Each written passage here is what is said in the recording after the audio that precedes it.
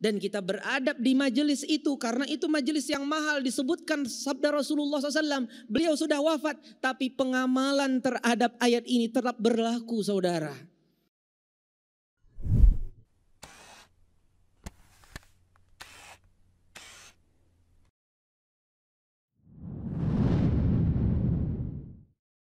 Innal hamdalillah nahmaduhu wa nasta'inuhu wa nastaghfiruh. ونعوذ بالله من شرور أنفسنا ومن سيئات أعمالنا من يهد الله فلا مضل له ومن يضلله فلا هادي له وأشهد أن لا إله إلا الله وحده لا شريك له وأشهد أن محمدا عبده ورسوله صلوات ربي وسلامه عليه وعلى آله وأصحابه ومن تبعهم بإحسان إلى يوم الدين. قال الله تبارك وتعالى في كتابه الكريم يا أيها الذين آمنوا اتقوا الله حق تقاته ولا تموتن إلا وأنتم مسلمون.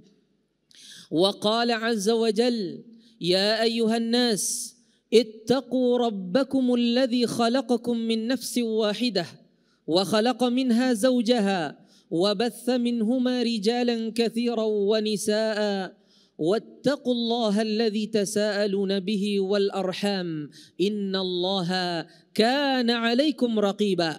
وقال أيضا يا أيها الذين آمنوا اتقوا الله وقولوا قولا سديدا يصلح لكم أعمالكم ويغفر لكم ذنوبكم ومن يطع الله ورسوله فقد فاز فوزا عظيما. أما بعد فإن أصدق الحديث كتاب الله وخير الهدي هدي محمد صلى الله عليه وعلى آله وصحبه وسلم وشر الأمور محدثاتها وكل محدثة بدعة وكل بدعة ضلالة وكل ضلالة في النار.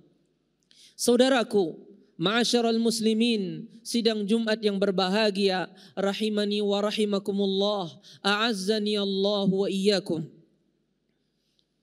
Marilah kita pada kesempatan yang berbahagia ini sama-sama mengingatkan diri kita untuk selalu bertakwa kepada Allah dengan selalu mentaati segala perintahnya dan perintah Rasulnya sallallahu alaihi wasallam dan meninggalkan larangan-larangannya dan larangan Rasulnya sallallahu alaihi wasallam, dan kita selalu membenarkan berita-berita yang datang darinya dan beramal sesuai dengan tuntunan Nabi-Nya Muhammad sallallahu alaihi wasallam. Saudaraku yang beriman, saudaraku yang bertakwa kepada Allah, pembicaraan kita pada kesempatan yang insya Allah penuh berkah ini adalah seputar bagaimana semestinya kita beradab, beretika kepada junjungan kita, kekasih kita bersama Nabi Muhammad sallallahu alaihi wasallam. Saudaraku yang beriman, tentu kalau ditanya siapakah yang paling berhak untuk kita beradab kepadanya, jawabannya adalah Allah tabaraka wa ta'ala. Tidak ada zat yang lebih pantas untuk kita beretika kepadanya, memiliki sopan santun dan etika yang baik melebihi daripada Allah tabaraka wa ta'ala. Selanjutnya setelah itu, makhluk yang pertama sebelum orang tua kita, bahkan sebelum sahabat-sahabat ridwanullah alaihim ajmain, dan sebelum semua nabi kecuali beliau ini adalah Nabi Muhammad sallallahu alaihi wasallam. Beliau adalah seorang manusia, utusan Allah yang selalu ada di hati kita bersama. Bagaimana kita tidak beretika dengan beliau? Bukankah di dalam salat kita mengucapkan salam di akhir tasyahud kita, Assalamu alayka ayyuhan nabi wa rahmatullahi wa barakatuh. Keselamatan bagimu wahai Nabi Allah. Beliau sudah meninggal, beliau berada di alam barzakh, beliau tidak berada di hadapan kita. Kata para ulama, mengapa kita memanggil beliau? Karena beliau selalu ada di dalam hati kita. Beliau dekat di dalam hati kita. Saudaraku yang beriman, bagaimana sepantasnya seorang muslim di dalam beretika kepada beliau. Mari kita perhatikan Abu Bakar As-Siddiq radhiyallahu an. Disebutkan ketika beliau melakukan hijrah dari Makkah ke Madinah. Penduduk Madinah sudah menunggu-nunggu kedatangan beliau bersama Abu Bakar As-Siddiq. Tapi para sahabat, orang-orang yang beriman yang ada di kota Madinah tidak tahu kapan datangnya beliau. Mereka tahu Nabi Muhammad akan datang, tapi kapan berangkatnya dan kapan datangnya mereka tidak tahu. Mereka terus menunggu-nunggu, bahkan orang-orang Yahudi pun memperhatikan bagaimana menunggunya orang-orang yang beriman di kota Madinah. Akhirnya sampailah datang waktu itu. Dan orang Yahudi mengingatkan orang yang beriman itu telah datang bagian kalian ketika datangnya Nabi Muhammad SAW.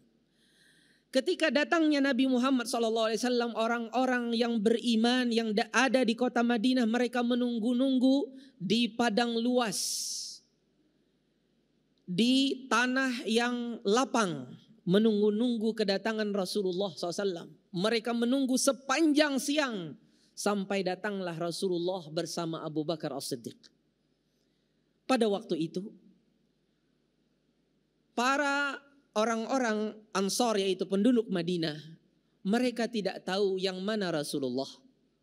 Karena umur Abu Bakar dengan Rasulullah sangat dekat sekali. Mereka tidak tahu mana yang Rasulullah dan mana Abu Bakar As-Siddiq. Ketika mereka menunggu-nunggu, mereka mendapati ada dua orang yang sedang bernaung di bawah pohon yang rindang. Mereka tidak tahu siapa di antara keduanya ini. Pasti di antara keduanya ini Rasulullah, tapi tidak tahu yang mana orangnya. Ketika itu Rasulullah istirahat, Abu Bakar juga istirahat, tapi lama-kelamaan cahaya atau naungan tersebut terus berkurang dan akhirnya Rasulullah SAW terkena matahari dalam istirahat beliau. Akhirnya Abu Bakar As-Siddiq pun mengambil dirinya, menjadikan dirinya sebagai pelindung Rasulullah SAW, sebagai penaung dari api, dari matahari, dari cahaya matahari. Beliau menaung-naungi diri Rasulullah SAW, dan semua orang-orang yang berada di Madinah melihat kejadian tersebut, pemandangan tersebut. Dari situ penduduk Madinah tahu yang mana Rasulullah SAW dan yang mana Abu Bakar As-Siddiq. Demikian bagaimana beradabnya Abu Bakar kepada Rasulullah SAW. Inilah teladan kita Abu Bakar As-Siddiq, bagaimana beradab kepada junjungannya, kekasihnya Nabi Muhammad SAW. Saudaraku yang beriman, kita hendaknya terus menjaga adab kepada beliau walaupun beliau sudah wafat. Kalau kita perhatikan di dalam banyak kisah-kisah para sahabat, bagaimana mereka beradabnya kepada Rasulullah SAW. Di antara bukti seseorang beradab, dan ini adalah yang paling besar adab kepada Rasulullah SAW, adalah at-taslim, menerima apa adanya yang datang dari Rasulullah SAW. Sehingga para sahabat, para generasi terbaik yang soleh terdahulu, mereka sangat marah apabila sampai menyelisihi apa yang datang dari Rasulullah SAW. Mereka terima apa adanya. Mari kita perhatikan saudaraku. Al-Imran ibn Husain, beliau pada suatu hari menyampaikan hadis dari Rasulullah SAW. Al-haya la ya'ti illa bi khair. Namanya rasa malu tidaklah datang kecuali karena penyebab kebaikan dan datang membawa kebaikan. Pada waktu itu ada seseorang yang bernama Bushair bin Ka'ab. Dia membaca catatannya, yang mana di dalam catatannya tersebut termaktub, inna minal haya'i waqaran wa inna minal haya'i sakinah. Termasuk dari rasa malu adalah seseorang menjaga wibawanya, termasuk dari rasa malu seseorang itu tenang. Kemudian apa yang dikatakan Al-Imran ibn Husain? Kata Imran bin Husain, celaka engkau. Aku telah mengatakan perkataan Rasulullah, apa itu tidak cukup? Kemudian engkau mendatangkan suatu perkataan dari catatanmu. Subhanallah, ini menunjukkan betapa cemburunya sahabat ketika disandingkan bersama sabda Rasulullah SAW perkataan-perkataan yang lain. Saudaraku yang dirahmati Allah, disebutkan juga seorang sahabat yang bernama Qarib bin Abdullah ibnu Mughaffal. Dulu dia suka memegang atau memakai ketapel. Kemudian datanglah hadis kepada dia di mana Rasulullah SAW melarang menggunakan ketapel. Kenapa? Karena ketapel itu kalau digunakan untuk berburu dia tidak bisa membunuh buruan. Kalau digunakan berperang juga tidak membunuh musuh. Paling dia hanya memecahkan gigi atau membutakan mata, dan ini termasuk dari menyakiti. Ketika itu ada seseorang yang disampaikan kepada sahabat yang mulia ini tentang hukum ketapel dari Rasulullah SAW. Setelah dia mendengar hadis itu, dia malah mengambil ketapelnya dan dia menggunakan ketapelnya. Ketika itu Qarib bin Abdullah Al-Mughaffal mengatakan, celaka engkau. Aku sudah mengatakan dari Rasulullah tentang hukum ketapel, kemudian malah engkau menggunakannya. Sungguh aku tidak akan berbicara dengan engkau setelah ini. Subhanallah, saudaraku yang dirahmati Allah Subhanahu wa taala. Al-Ubadah ibnu Samit juga pernah menyampaikan hadis Rasulullah SAW, di mana seseorang, kata Rasulullah SAW, tidak boleh menukarkan 1 dirham dengan 2 dirham walaupun dalam kondisi kontan. Kemudian seseorang berkata, aku akan melakukannya, enggak masalah itu. Kata Ubadah bin Samit, celaka engkau. Aku mengatakan dari Rasulullah SAW kemudian engkau malah melanggarnya. Sungguh tidak mungkin kita berada di bawah satu atap. Artinya aku tidak akan bersamamu selama-lamanya. Saudaraku yang dirahmati Allah Subhanahu wa taala, betapa banyak lagi kisah-kisah orang terdahulu. Di antaranya Harun ar-Rasyid, seolah khalifah yang mulia, yang juga bijaksana. Pada suatu hari di dalam majelis beliau disampaikan suatu hadis tentang pertemuan Nabi Musa dengan Nabi Adam. Kemudian ada yang mengatakan, bagaimana mereka bisa bertemu? Apa kata Harun ar-Rasyid? Celaka engkau, ini hadis dari Rasulullah SAW, mestinya engkau langsung imani. Bukankah setiap perkara bisa saja terjadi? Innallaha ala kulli syai'in qadir. Tidak perlu bertanya di mana mereka bertemu. Rasulullah SAW saja pernah bertemu dengan nabi-nabi, bahkan mengimami ketika beliau di-mi'rajkan ke langit. Betapa marahnya Harun ar-Rasyid ketika itu. Dan bahkan beliau ingin mengeluarkan orang ini dari tempat itu, saudaraku. Dan Imam Asy-Syafi'i rahimahullahu ta'ala sebagai teladan kita juga dari ulama-ulama terdahulu. Beliau suatu hari menyampaikan suatu hadis dari Rasulullah sallallahu alaihi wasallam. Ketika beliau menyampaikan hadis dari Rasulullah SAW, ada seseorang bertanya, "Wa madza tara fi hadzal hadis?" Menurutmu bagaimana hadis ini? Apakah engkau mengamalkan dan mempraktekkan hadis ini? Ketika disebutkan atau ditanya pertanyaan tersebut, tangan beliau bergetar, wajah beliau memerah, dan beliau mengatakan, ayu sama'in tudhilluni wa ayu ardin tuqilluni idza haddathtu an Rasulillah sallallahu alaihi wasallam wa la a'malu bih. Langit mana yang mau menaungiku dan bumi mana yang mau aku injak kalau seandainya aku meriwayatkan dari Rasulullah SAW suatu hadis kemudian aku tidak mengamalkannya. Saudaraku yang dirahmati Allah, bukti seseorang beradab kepada Rasulullah, beretika kepada Rasulullah, etika yang terbesar adalah dia menerima apa adanya yang berasal dari Rasulullah SAW. Dia tidak memikirkan ini tidak masuk akal dan sebagainya, tidak. akal dia sangat terbatas. Apa saja yang berasal dari Rasulullah dia langsung terima. Inilah bukti dia beradab kepada Rasulullah Sallallahu Alaihi Wasallam.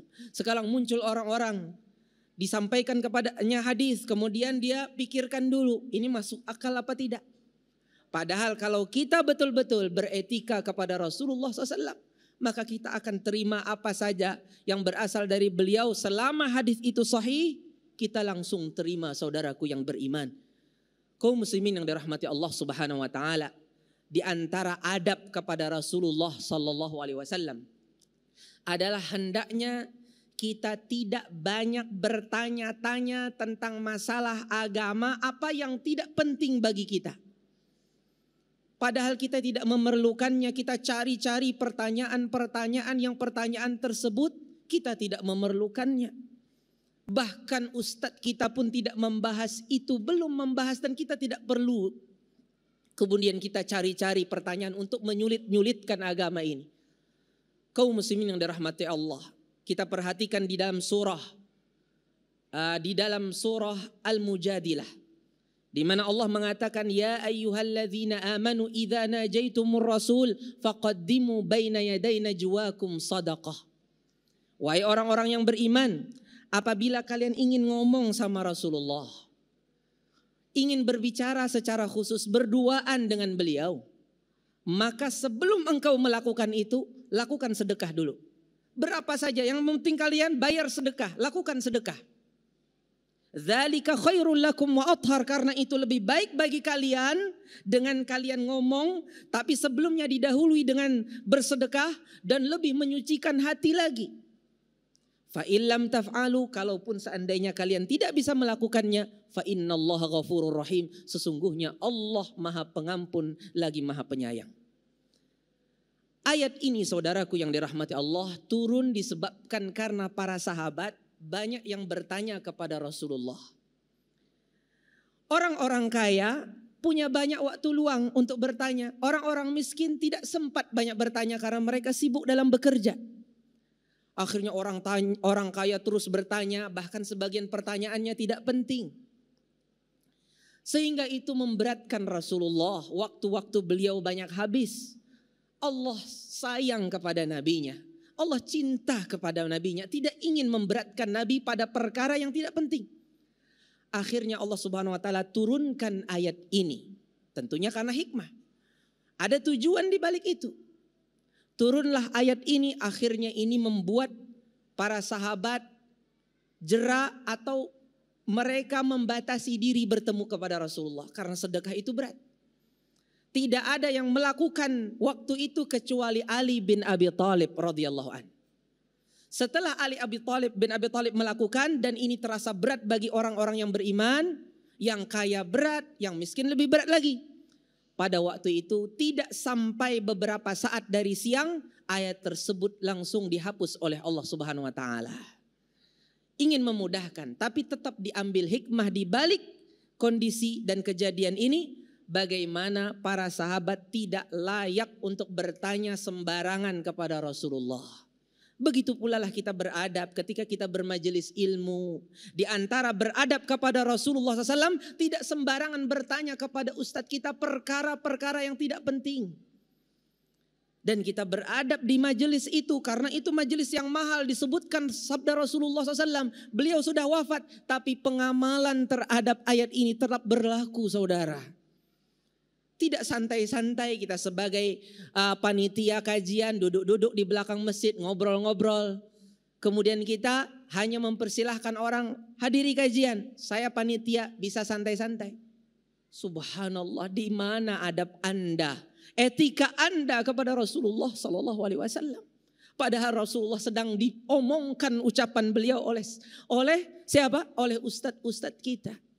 Saudaraku yang dirahmati Allah, mari kita betul-betul menjaga adab kita kepada Rasulullah sallallahu alaihi wasallam. Aqulu qauli hadza wa astaghfirullah li wa lakum wastaghfiruh wa barakallahu fikum wa astaghfirullahal azim. Astaghfirullah.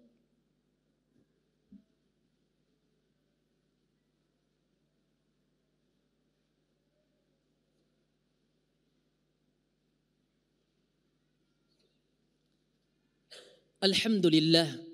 Wassalatu wassalamu ala Rasulillah wa ala alihi wa ashabihi wa mawalah wa man tabi'a hudahu ila yaumil qiyamah. Kaum muslimin yang berbahagia, saudara-saudara sidang Jumat, a'azzani Allah wa iyyakum. Di antara yang diperhatikan oleh Allah di dalam Al-Quran adalah Allah melarang kita untuk memanggil Rasulullah dengan nama beliau. Allah katakan, la taj'alu du'a ar-rasuli bainakum ka du'ai ba'dikum ba'da. Janganlah kalian memanggil Nabi Allah, Rasul Allah seperti panggilan di antara kalian. Subhanallah saudaraku. Ayat ini menunjukkan larangan Allah dari memanggil Rasulullah dengan kata Muhammad. Tapi panggillah beliau dengan ya Rasulullah, ya Nabi Allah sebagai adab kepada beliau. Itu Rasulullah. Begitu pula ketika kita bersama orang-orang yang menyampaikan sabda-sabda Rasulullah, maka ayat ini bisa terturun walaupun tidak persis seperti Rasulullah. Orang-orang yang menyampaikan sabda-sabda Rasulullah, di antara bentuk pengihtiromannya, kita panggil dia dengan panggilan-panggilan keguruannya, keustatannya, yang menunjukkan pengagungan kita kepada Rasulullah SAW yang dikeluarkan hadis-hadis oleh beliau, disampaikan oleh beliau hadis-hadisnya SAW. Saudaraku yang beriman, oleh karena itu kita dilarang untuk memanggil, para sahabat dilarang untuk memanggil langsung dengan nama beliau. Dan ini termasuk beretika kepada beliau sallallahu alaihi wasallam. Adapun ketika kita memberitakan suatu berita tentang diri beliau, lain lagi ceritanya. Larangan ini adalah berlaku ketika memanggil diri Nabi Muhammad sallallahu alaihi wasallam. Kemudian di antara etika yang diajarkan Al-Quran adalah dilarang kita mengangkat suara kita di atas suara Rasulullah sallallahu alaihi wasallam. Ketika Allah turunkan ayat di dalam surah Al-Hujurat, ya ayyuhalladzina amanu la tarfa'u aswatakum fawqa sautin nabi wa la tajharu lahu bil qawli ka jahri ba'dikum li ba'd an tahbata a'malukum wa antum la tash'urun. Wahai orang-orang yang beriman, janganlah kalian angkat suara kalian di atas suara Rasulullah SAW. Allahu Akbar. Tidak boleh kita mengangkat suara kita di atas suara Rasulullah. Wala tajharu lahu bil qaul. Jangan kalian mengeraskan suara di hadapan beliau. Lirihkan suara, pelan-pelan saja. Tenang. Kalian tidak tahu gara-gara perbuatan kalian itu terhapuslah dosa-dosa kalian. Naudzubillah. Berarti ketika kita tidak beradab kepada Rasulullah bisa menggugurkan dosa, bisa menggugurkan pahala-pahala atau amal-amal kita. Afwan. Kalau kita sampai melakukan itu, sampai mengeraskan suara kita kepada Rasulullah, maka akan apa? Akan bergugurlanlah pahala-pahala dari amalan-amalan kita. Saudaraku yang beriman, azani Allah wa iyyakum. Oleh karena itu, ketika kita bermuamalah dengan Rasulullah, walaupun beliau sudah wafat, kewajiban kita tidak boleh mengangkat suara kita di hadapan hadis-hadis dan perintah-perintah serta apa saja yang berasal dari beliau sallallahu alaihi wasallam. Di antara bentuk mengangkat suara, bahkan lebih parah daripada itu adalah membangkang terhadap sabda Rasulullah sallallahu alaihi wasallam. Dalam kondisi hidup Rasulullah SAW ini pun juga adalah ketika kita masuk ke Masjid Nabawi dan kita berziarah ke kubur Rasulullah sallallahu alaihi wasallam, tidak pantas kita mengeraskan suara di samping kubur beliau. Karena penghormatan kepada beliau sama dalam baik itu dalam kondisi beliau masih hidup atau beliau dalam kondisi sudah meninggal. Kita tidak boleh mengangkat suara kita, berteriak-teriak, bercanda sambil kita berada di samping kubur beliau, menziarahi kubur beliau. Bercanda-canda, bahkan sambil selfie, atau kita langsung live dengan ziarah kita, kemudian kita mencandai orang-orang yang di daerah kita, sungguh ini termasuk kurang ajar kepada diri Rasulullah SAW. Bahkan termasuk dari kurang ajar kepada Rasulullah dan mengangkat suara di hadapan Rasulullah adalah ketika seseorang membawa sendalnya. Ketika dia sudah lewat daripada kubur Rasulullah tapi belum jauh, dia turunkan sendalnya dengan keras. Ini pun termasuk daripada kurang ajar kepada Rasulullah SAW. Makanya para ulama mengatakan ketika selesai dari berziarah itu, kita turunkan dengan pelan supaya tidak keras suara terompah atau sendal kita tersebut. Ini baru dalam urusan suara-suara yang tidak ada tujuannya kepada Rasulullah. Bagaimana kalau ada tujuan di balik suara kita kepada Rasulullah, kemudian kita keras-keraskan, bahkan ditambah lagi dengan berbagai jenis maksiat kepada Allah. Di antaranya bersalawat kepada Rasulullah SAW. Bersalawat yang itu ibadah yang sangat mulia, pahalanya sangat besar di sisi Allah. 1 kali salawat Allah gantikan dengan 10 kali salawat untuk kita. Bersalawatnya kita kepada Rasulullah SAW, malah kita menghinakan Rasulullah dengan mengangkat suara kita teriak-teriak sambil diikuti dengan nyanyian-nyanyian. Na'udzubillah, pada Rasulullah melarang kita dari bernyanyi. Ditambah lagi dengan goyangan-goyangan. Ditambah lagi itu dilakukan di masjid, sebaik-baik tempat yang Rasulullah SAW mengajak kita untuk memuliakannya. Di mana beradabnya kepada Rasulullah? Sungguh ini termasuk dari bentuk kurang ajar kepada Rasulullah SAW. Ingin memuliakan beliau, tapi ketika bersalawat kepada beliau mengeraskan suaranya sambil bernyanyi-nyanyi, kemudian menari-nari, ditambah lagi ikhtilat, campur baur laki-laki dan wanita, ditambah lagi dengan beberapa musik-musik di rumah Allah. Di mana beradabnya Anda kepada Rasulullah SAW? Junjungan kita, kekasih Allah Subhanahu wa ta'ala. Saudaraku yang beriman, lebih parah dari itu semua adalah ketika seseorang bersalawat kepada Rasulullah SAW.